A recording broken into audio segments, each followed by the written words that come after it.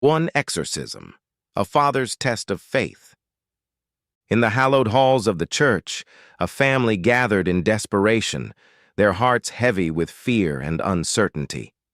Their daughter, once a beacon of light and joy, had become a vessel for something dark and malevolent, a ghostly presence that tormented her soul. As they watched in horror, the girl convulsed and thrashed, her eyes rolling back in her head as the ghost within her fought for control. With trembling hands, the father stepped forward, his faith tested to its limits as he prepared to confront the darkness that had taken hold of his daughter. With prayers on his lips and determination in his heart, the father began the ritual of exorcism, his voice ringing out through the sacred space as he called upon the power of the divine to cast out the evil that dwelled within. But as the ritual progressed, the ghost fought back with ferocity, lashing out with unseen claws and hurling objects through the air with supernatural force. The family watched in horror as the church trembled with the intensity of the battle raging within its walls. In a final act of desperation, the father called upon all his strength and resolve, channeling the power of his faith into one decisive blow. With a cry of triumph, he banished the ghost from his daughter's body, casting it back into the darkness from whence it came.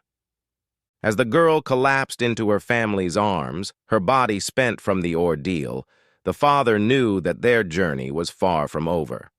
But as he looked into his daughter's eyes and saw the flicker of her true spirit shining once more, he knew that they had emerged victorious, their faith stronger than ever before. Now, as he stands before the congregation, the father recounts the harrowing tale of their battle with the forces of darkness, his voice filled with gratitude and reverence for the power of love and faith that had guided them through the darkest of nights. 2. Veil of Darkness, the Exorcism of Sister Mary.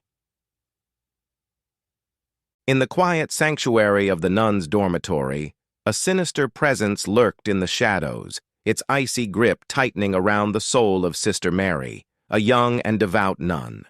Once filled with light and devotion, Sister Mary had become a vessel for something dark and malevolent, an evil nun spirit that tormented her with visions of terror and despair. As her sisters looked on in horror, Sister Mary's body contorted and writhed, her eyes glowing with an otherworldly light as the evil nun spirit took control. With each passing moment, the torment grew more intense as the spirit unleashed its fury upon the helpless nun. Desperate for salvation, the remaining sisters called upon the services of an exorcist, a man of unwavering faith and steely resolve. With a quiet determination, he entered the dormitory, his presence a beacon of hope in the face of darkness. As he began the ritual of exorcism, the dormitory trembled with the intensity of the battle between light and shadow. The evil nun's spirit fought back with ferocity, lashing out with unseen claws and hurling Sister Mary across the room with supernatural force. But the exorcist stood firm, his faith unshakable as he called upon the power of the divine to cast out the darkness that had taken hold. With each word of prayer, the grip of the evil nun spirit weakened, until at last, with a final cry of triumph, Sister Mary was freed from its clutches. As the spirit fled back into the depths of the abyss, the dormitory fell silent once more, the air heavy with the weight of the battle that had been fought within its walls. But amidst the darkness, there remained a glimmer of hope, a testament to the strength of faith and the power of redemption. Now, as the remaining sisters gather to recount the harrowing tale of Sister Mary's possession and exorcism, their voices ring out with reverence and gratitude for the exorcist who had saved their sister from the depths of despair.